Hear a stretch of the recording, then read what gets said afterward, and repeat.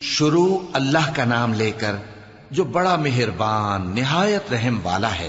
اے چادر میں لپٹنے والے، اٹھو، اب خبردار کرنے لگو اور اپنے پروردگار کی بڑائی بیان کرو، اور اپنے کپڑے پاک رکھو اور شرک کی گندگی سے تو الگ ہی رہو، اور اس نیت سے احسان نہ کرو کہ اس سے زیادہ کے خواہاں ہو، اور اپنے پروردگار کی خاطر صبر کرتے رہو۔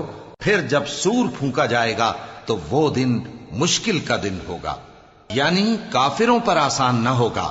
مجھے اس شخص سے سمجھ لینے دو جس کو میں نے اکیلا پیدا کیا، اور میں نے اس کو بہت سا مال دیا اور ہر وقت حاضر رہنے والے بیٹے دیے، اور اس کو ہر طرح کے سامان میں وسعت دی، پھر بھی لالچ رکھتا ہے کہ میں اسے اور زیادہ دوں۔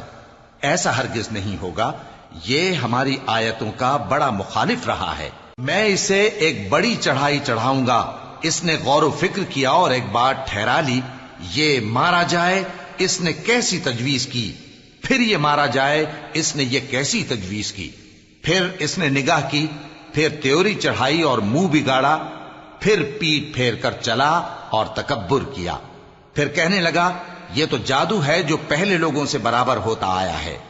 پھر بولا یہ اللہ کا کلام نہیں بلکہ بشر کا کلام ہے، میں ان قریب اس کو سقر میں داخل کروں گا، اور تم کیا سمجھے کہ سقر کیا ہے؟ وہ ایسی آگ ہے کہ نہ باقی رکھے گی اور نہ چھوڑے گی، اور بدن کو جھلس کر سیاہ کر دے گی۔ اس پر 19 داروغہ ہیں، اور ہم نے دوزخ کے داروغہ فرشتے ہی بنائے ہیں، اور ان کا شمار کافروں کی آزمائش کے لیے مقرر کیا ہے، اس لیے کہ اہل کتاب یقین کریں اور مومنوں کا ایمان اور زیادہ ہو، اور اہل کتاب اور مومن شک نہ لائیں، اور اس لیے کہ جن لوگوں کے دلوں میں نفاق کا روگ ہے اور جو کافر ہیں کہیں کہ اس مثال کے بیان کرنے سے اللہ کا مقصود کیا ہے۔ اسی طرح اللہ جس کو چاہتا ہے گمراہ رہنے دیتا ہے اور جس کو چاہتا ہے ہدایت دیتا ہے، اور تمہارے پروردگار کے لشکروں کو اس کے سوا کوئی نہیں جانتا، اور یہ قرآن تو بنی آدم کے لیے نصیحت ہے۔ ہاں ہاں، قسم ہے چاند کی اور رات کی جب رخصت ہونے لگے، اور صبح کی جب روشن ہو جائے، کہ وہ آگ ایک بہت بڑی آفت ہے، انسان کے لیے ڈر کی چیز، یعنی اس شخص کے لیے جو تم میں سے آگے بڑھنا چاہے یا پیچھے رہنا چاہے۔ ہر شخص اپنے کرتوتوں کے باعث گرفتار ہوگا، مگر داہنی طرف والے نیک لوگ جنتوں میں ہوں گے اور پوچھتے ہوں گے، یعنی آگ میں جلنے والے گناہگاروں سے، کہ تم دوزخ میں کیوں پڑے؟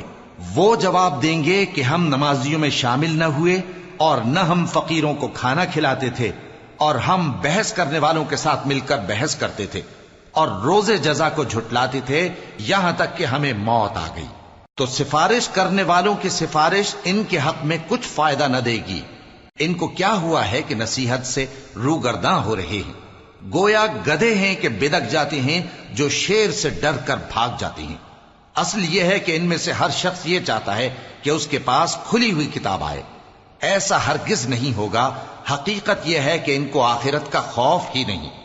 کچھ شک نہیں کہ یہ قرآن نصیحت ہے، تو جو چاہے اسے یاد رکھے، اور یاد بھی تبھی رکھیں گے جب اللہ چاہے۔ وہی اس لائق ہے کہ اس سے ڈرا جائے، اور وہی معاف کرنے والا ہے۔